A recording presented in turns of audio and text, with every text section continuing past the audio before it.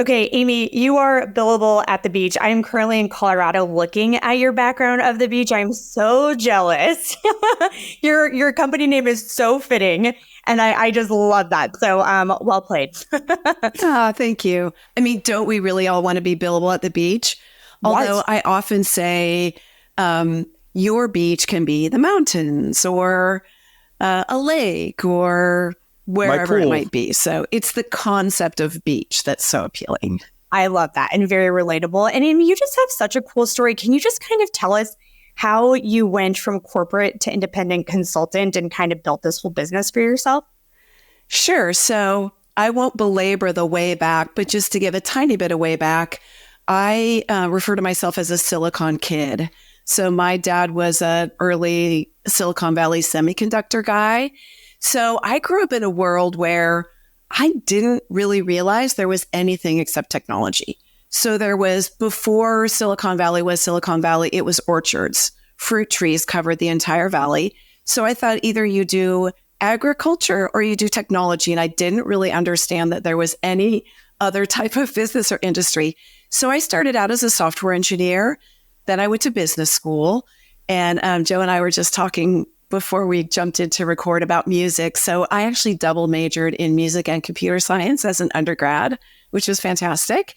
So I worked as a few years as a software engineer. I went to business school. Out of business school, I fell into medical devices, but still always a heavy technology bent.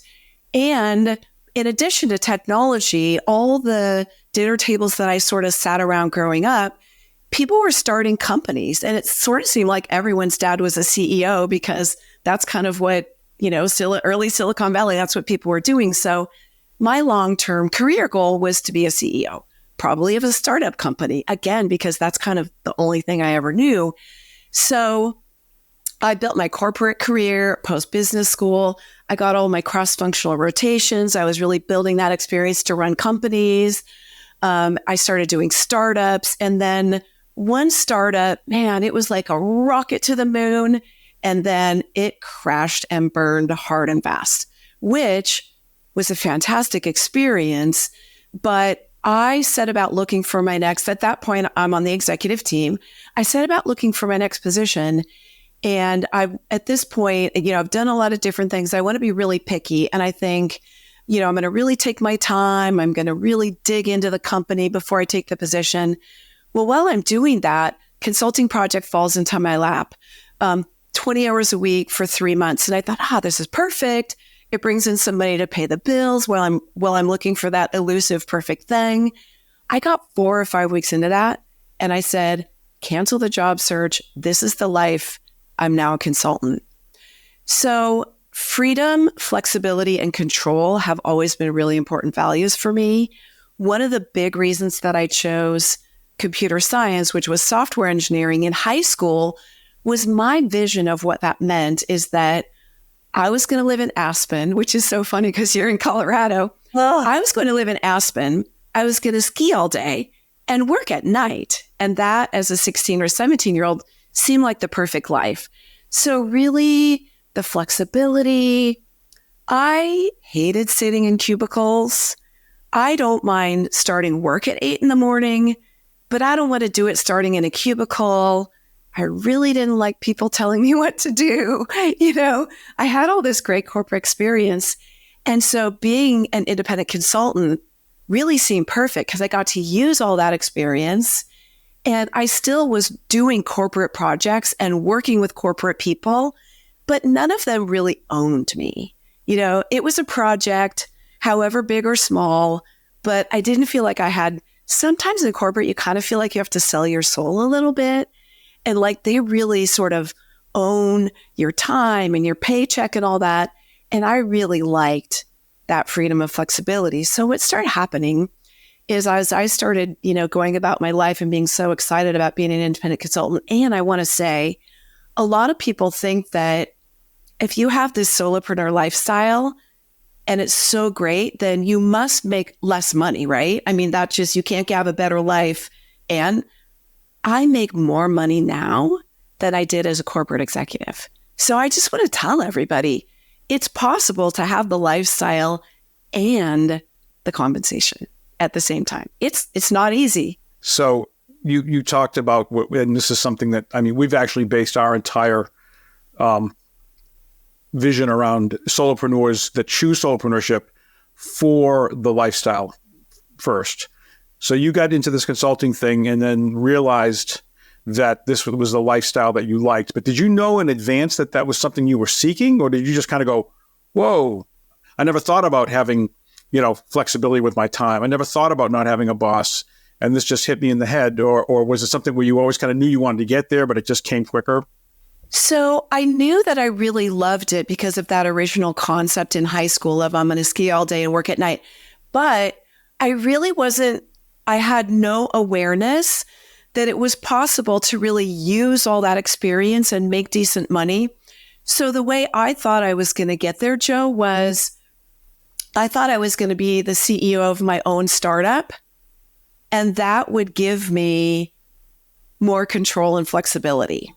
And it was a bit naive because at that point, I'm still in my 20s. Yeah. And that's what it looks like from there. And I'm not now looking the other direction, having worked with those people and having so many friends and family members who are startups, but I'm talking a medical device startup that's raised $50 million and stuff like that.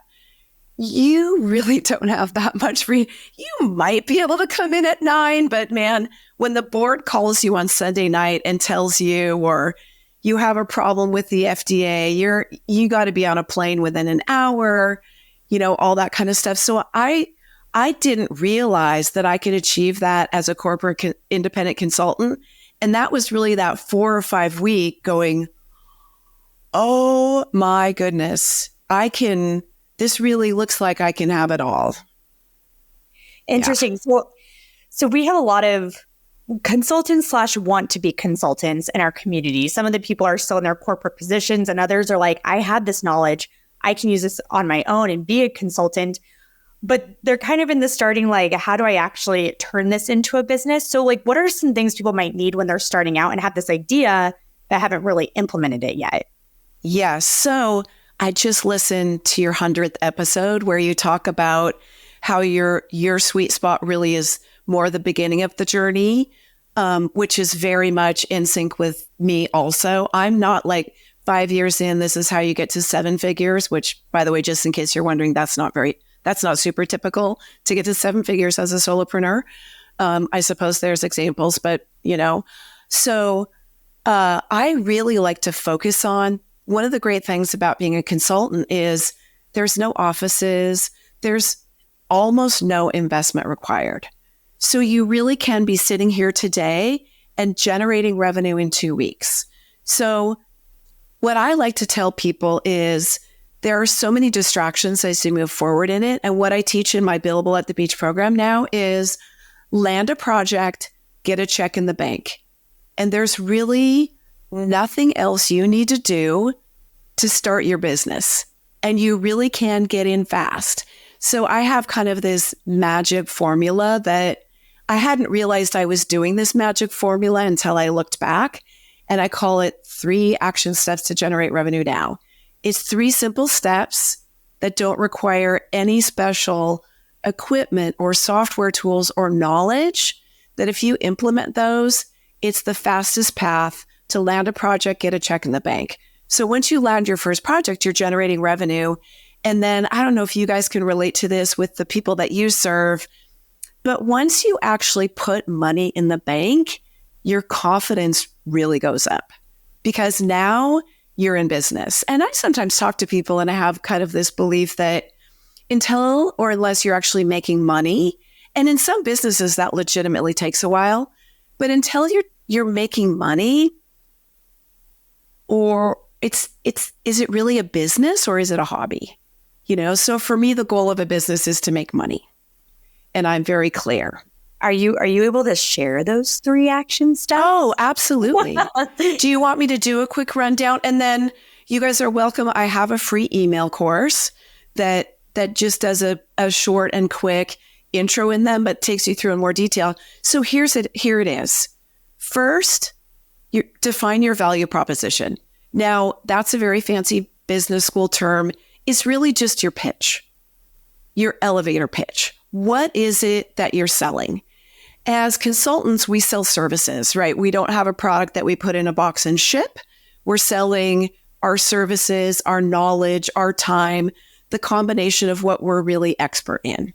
So it's just a little quick, kind of like one paragraph, a few bullet points, back to that idea of the elevator pitch. And of course, that term comes because in theory, it's short enough that from the time you push door close on the elevator till the time it opens again, you're able to say it short, sweet, as much punch, and the best possible hook that you can have that gets people learning more. So what is it that you're going to do? Next is make a list of people that you're going to tell. So these are people that you already know to some degree. Now, I'm an engineer by background, so I have a weird combination of, I've done a lot of performing arts. So if you give me the stage and there's 10,000 people in the audience, I won't flinch. But I have an introvert side to my personality. So when I got thrown into those networking events and I didn't have the stage formally, it was really scary. And because I'm a technical person, I attract a lot of very introverted engineers. And when I say, make a list of 100 people, they think, there's no way I know 100 people.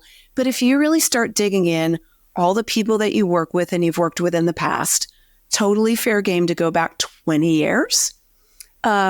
Friends of your family, friends of your parents, friends of the kids at school. I mean, I've done business with school parents, right? I don't know if that's happened to you guys too. Soccer parents, whatever it might be. Make a list of 100 people. These are all people that know you, respect you, like you. They know you and they know that you do good work. So you don't have to sell them from scratch. They already have a little bit of that. We call it the KLT factor, the know, like, and trust. And so then what you're looking for is you're going to reach out to each of these 100 people, a short and sweet email, just letting them know, here's what I'm doing. Do you have a project for me? What you're looking for, we've already established that these people know you and they know that you do good work. You're also looking for someone that has a project that's appropriate for your skills and the budget to pay for it. And what I've learned, this really made the foundation of my own business development program for years before I actually realized and made it concrete into these 3, punchy steps.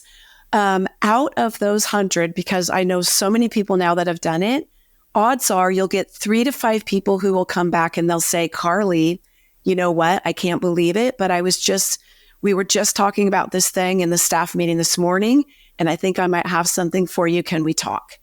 Out of those 3 to 5, odds are you will close 1 or 2 of those projects.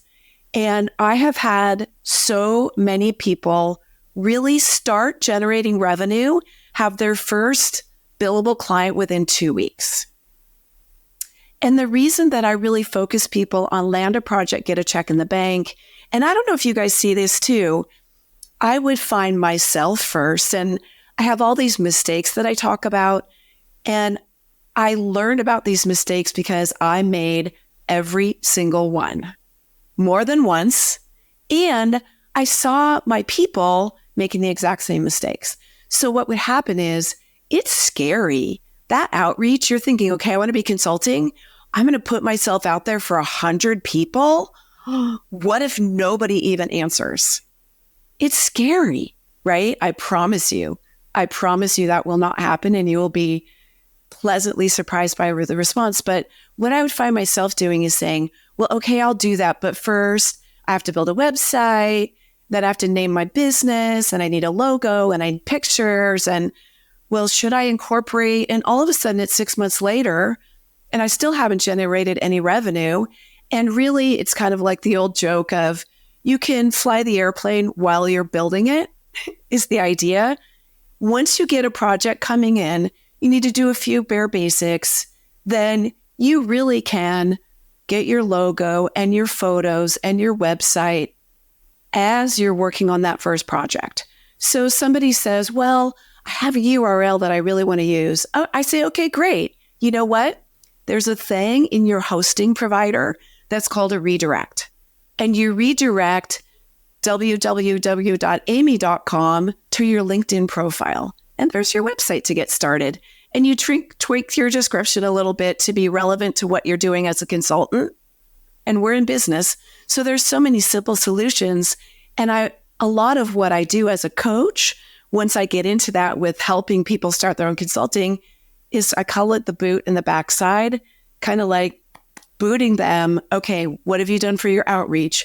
Okay, that's great. I love your logo ideas, but how many outreaches have you made today or this week? You know, and every person, some people, the idea of doing 5 is paralyzing. So I say, you know what? This week, just do 1. Just reach out to 1 person. And then I might have another person that's like, they can crank out 10 a day, no sweat. So one of my superpowers is figuring out kind of how to get each individual unstuck from whatever might be blocking them. And it's a little bit different for everybody. I was talking to a friend of mine who's trying to launch a business, and she was like, the way I see it, it's either somebody else saying no or you saying no to yourself because you don't give somebody the opportunity to say no. And I was like that's so good. So right? Good. Yeah. And it's funny because we recently had this guy, Jonathan Price, on the show, and he now brings it. He's no longer a solopreneur, but he does bring in over 20 million a year for his business. And we were like, what's the one thing you wish you would have done earlier in your business when you were just starting out? And he was like, tell people what I did. Like, he was so concerned, and he was like, it's the most simple advice. It's basically what you're saying, like, tell your network what you do. But so many, the gal that had that really good quote, that was a great quote, but she hadn't done that. And she was like, that's why I tell myself that now, because for the longest time, I couldn't figure out why I didn't have business. And it's because nobody knew about it. I don't want to be sleazy. I don't want to be sleazy is the watch yes, phrase, and catchphrase. So I am not a mindset coach, but I realized something that really helps people. And that is, you know what? You have gifts and talents to offer the world. And there are people who seriously need them. And you are really doing a disservice if you don't get those out there. And in my kind of corporate type-ish consulting, and it sounds like you have some people who still may be in corporate. Look, we've all been there, whether it's right before year end or right before we're presenting to executive staff or Friday afternoon where we're thinking, I have too much to do. And somebody says, well, why don't you get help? And you're thinking, oh, that's easy to say, but it's very specific. Now, imagine you're sitting there and somebody that you worked with a few years ago who you thought was so smart and you loved working with them, out of the blue, their email comes across and they say, guess what? I just started a consulting business and here's what I do. And it's like winning the lottery. And I've had that response for people. I've also had some people. So these 3 action steps, that's how you get started. And then you do that every quarter. So I've had people, they've been getting my quarterly email for 5 years. I worked with them 10 years before. And all of a sudden they go, Amy, I've been getting your emails for 5 years. And guess what? I am on the hot seat and I need exactly what you do. Can you meet tomorrow? Yeah. Hey, I just want to point out that this is exactly what happened with George B. Thomas, who's a HubSpot expert. He works with us. He hosts some of our events. He does some of our office hours. And George worked for agencies and one day put on LinkedIn that he was going to go out on his own on a Friday. And I, first thing Monday, reached out. By the end of the week, he was fully booked. You know? It's shockingly, but here's a trick on that I should point out, because this is another really big pitfall that hits a couple of years in. I was the same way. And so here I am. I've come out of a startup that was a rocket ship and a painful crash and burn, fast and hard, laying off a bunch of people, no more money. And I put the word out once, I landed that first project accidentally. I was fully booked for 2 or 3 years. But my biggest mistake, I should have started that outreach earlier, because I'm sitting there thinking, this is the life. It was before we had kids. I was water skiing every morning. Then I was going to dance class. Then I'd come in and do some work, and then I'd do something. Then I'd work at night. And I did no networking, marketing, business development, no outreach. And I thought this was the best life ever. Well, guess what? Eventually, what I did is I worked off what I now call that pent-up demand. And that was all those people who already knew me and knew I did get good work. That kept me busy for a few years.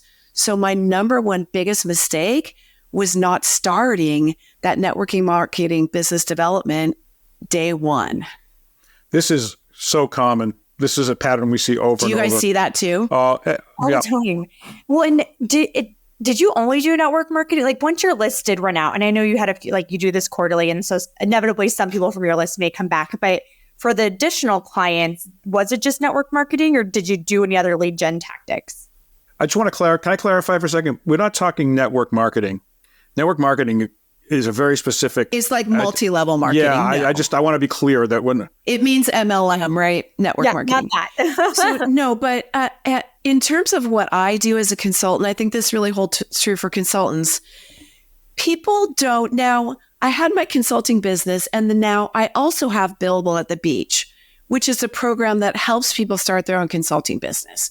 So the marketing piece of those two different businesses is totally different. So let's focus on the consulting piece because I think that's what your folks are really interested in. It's about relationships.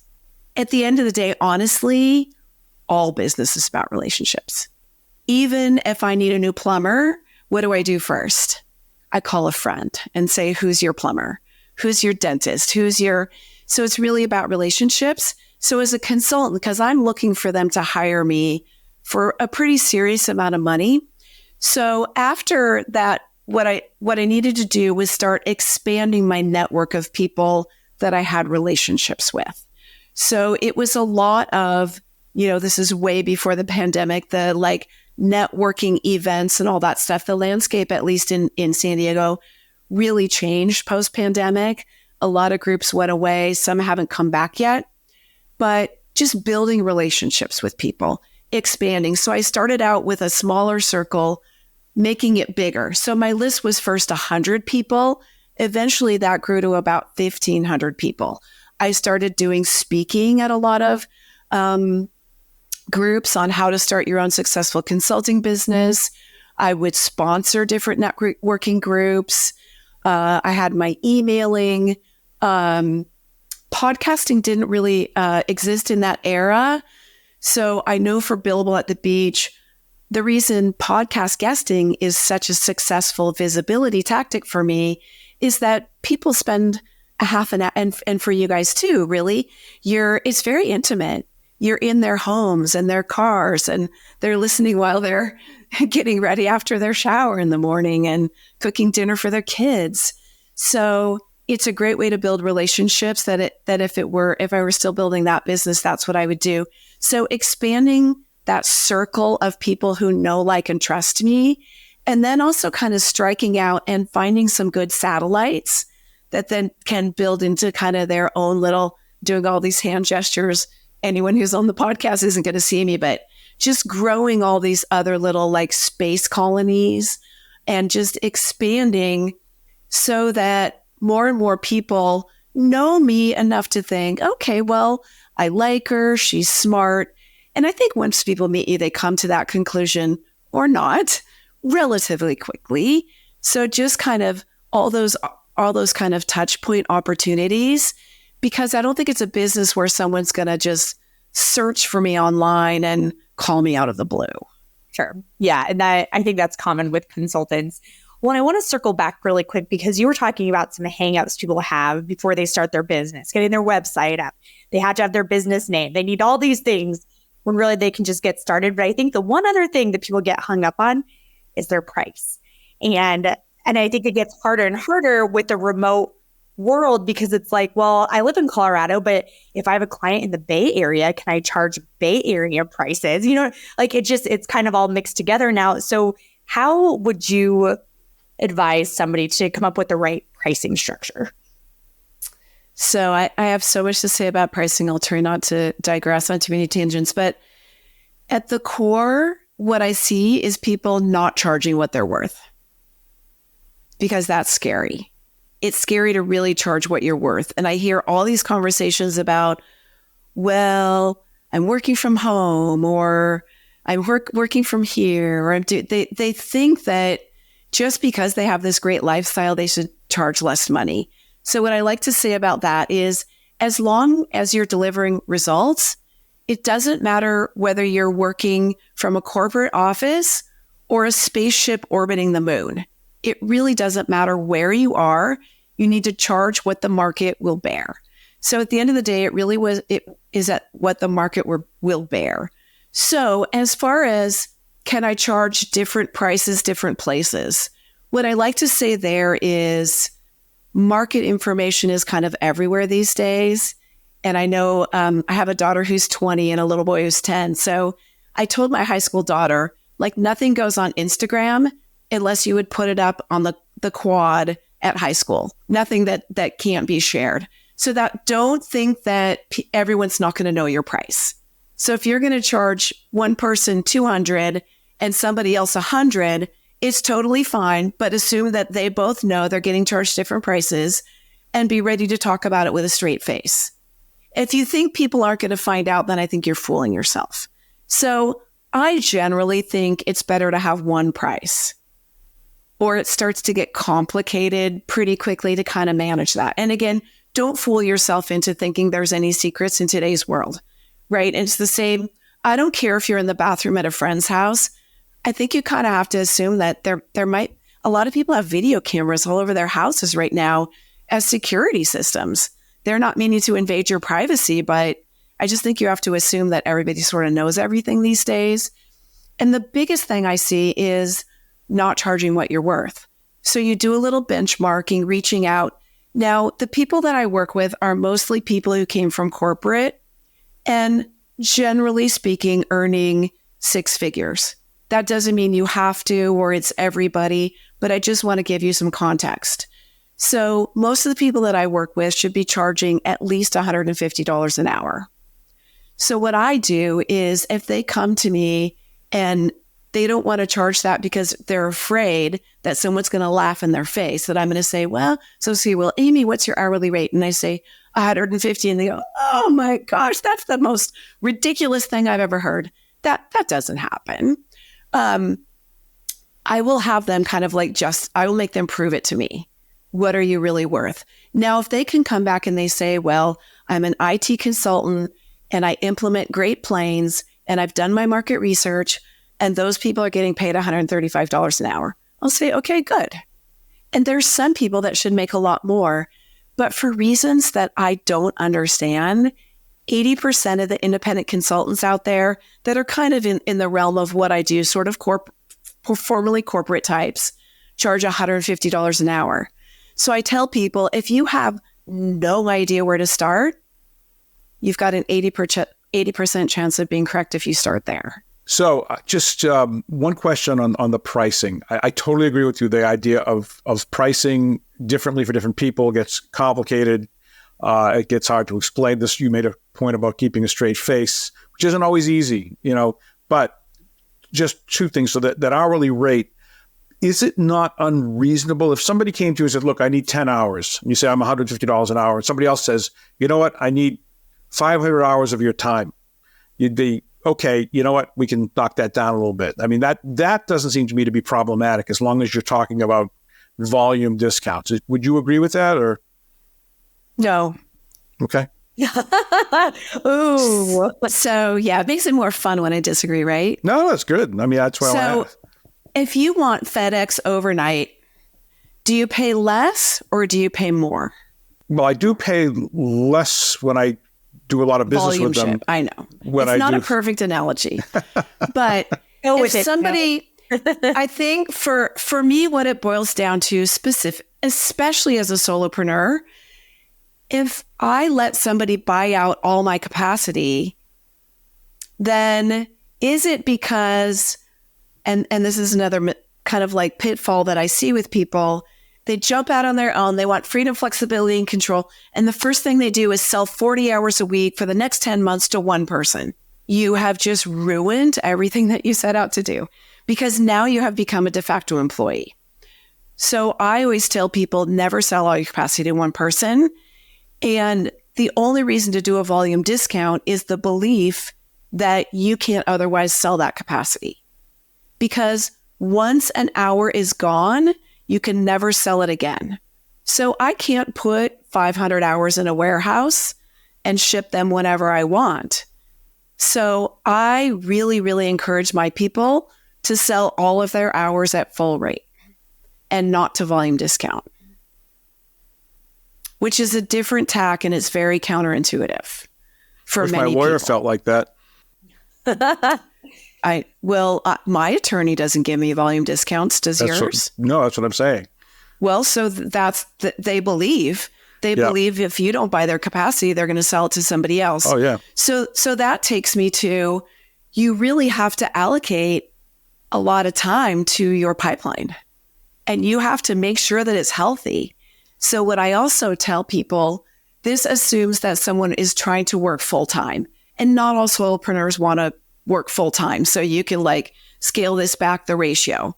But if you're thinking, okay, I'm working full time, so let's say 50 hours a week, you're not going to bill more than 30 hours a week on average. There's going to be a little up and down to it, because you're going to spend 5, 10, 15 hours a week doing networking, marketing, and business development. And if you don't spend that time consistently, 9 months down the road, your pipeline is going to dry up. But if you really invest that time, start your 3 action steps as the foundation every quarter, and really figure out what works for your sector and continue to feed it. I call it my business development engine. And you can never take your foot off the gas. Sure, you can take a weekend off, you can go on vacation for a few weeks, but you really, just because you're busy on billable work doesn't mean you always, it's a really hard piece of the discipline to keep the foot on the gas of the business development engine. So if you're doing that and all your things are firing, now this doesn't happen day one, right? This takes some time. This is while you're working off that pent up demand, those 2 or 3 years, you're spending some time building these systems so that when you get to the end of the pent up demand, they're kind of really humming. And that way you have confidence that, okay, I might have a week or 2 dry spell. I finally learned to just accept that once in a while I'm going to have a dry spell. Am I going to take it easily? No. I'm still going to sweat and wake up in the middle of the night. And that's just part of it that I'm going to accept, right? Even though it's always worked out, I'm still going to have a couple sleepless nights. But because I do the work, I have confidence that someone will buy those hours at my full rate. Sure. So let's say people take their foot off the gas. They don't charge a high enough rate. They wait to start their business until all of their ducks are in a row and everything is perfect.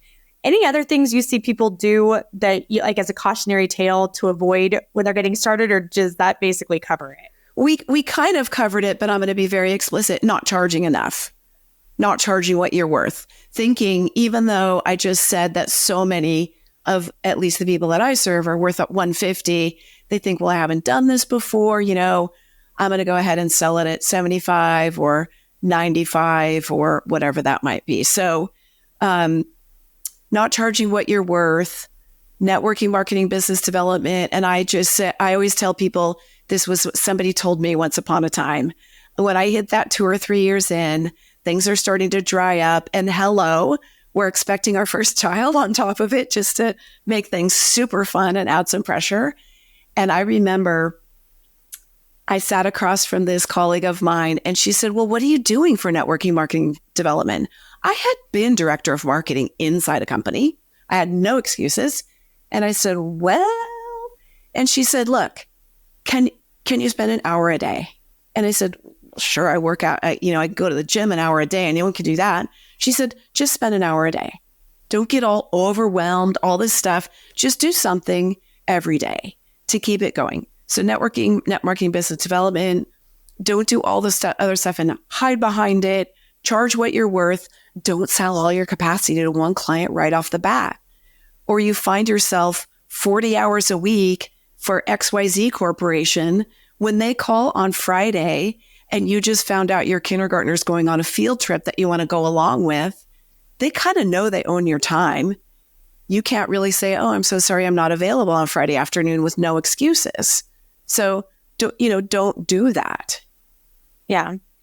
Well, okay. So you have this process and you make it sound like once you have this figured out, it's like, oh, well, billable at the beach. You can be on the beach. You can go ski in Aspen and work in the afternoon and do whatever you want. But every day I just want to put everything in perspective. What is the hardest thing you would say you do now during the day? Now that it's a well-oiled machine, what is something that you need to let people know? Like you always have to do this no matter how flexible your time. So for me, the hardest thing is still networking, marketing, business development. I love doing the work. I really am an implementation, operations kind of person. I love doing the work, getting it done, having the satisfaction. So I tell people the hardest part is the networking, marketing, business development. I think that holds true for almost every business owner I've even met. Even someone who opens a new retail shop, it's really making sure that you do the outreach to keep the business coming in. And it's really interesting. There was a point where I have a stepsister who's like 10 years younger than me. And after she had her first baby, she said, I think I'm going to do independent consulting. And she says, you've been in this for 10 or 15 years. You probably don't have to do all this networking stuff anymore. And I said, I'm so sorry to tell you, if you have your own business, and again, for sure in consulting, I think it holds true, except in very rare occasions, you really are making a business-long commitment to doing the networking, marketing, business development. It really never goes away. And I really don't know any consultants who just magically stay booked. They just sit in their office and crank out work, and they don't ever get out and interact or speak or join groups or whatever, and just it magically all comes in. That's extremely rare. Have you read the E-Myth? Is that what you were referencing? Do you know that I know of the book. I haven't read it. I need to, right? About like figuring out, are you the implementer? Are you the owner? I'm not saying the right terminology. Yeah. But it basically says like you usually fall into one of these categories and figure out what you like are good at and hone in on it. So I didn't know if you had read that. But Amy, this has been so great. I think this is going to be so helpful for our audience because so many of them are consultants and want to be consultants. And I feel like it's kind of the kick in the pants to be like, go do this. You got this. And it's just been wonderful. Thank you. You help people find success becoming a consultant. So we ask all of our guests this. What is your favorite quote about success? My favorite quote is, you never get the chance to be lucky unless you take risks. That is a great quote. And I keep telling Joe we need to like make a bumper sticker business or something that takes all of our guest quotes and just puts them out there because that's wonderful. But Amy, you were talking about building your pipeline. Where can people find you if they want to learn more? Yes. So my business is Billable at the Beach. I have a website that's billableatthebeach.com. And if you go there, you will find the course that I talked about, 3 action steps to generate revenue now. I have a lot of really great free resources. I have a book. I have a webinar. So you really should find a lot of ideas about how to get started. And then if you decide that you really do want to dive in, I have a program that helps people kind of A to Z. The first thing we focus on is that land a project, get a check in the bank, but it really will ultimately walk you through everything you need to do A to Z to have a successful consulting business.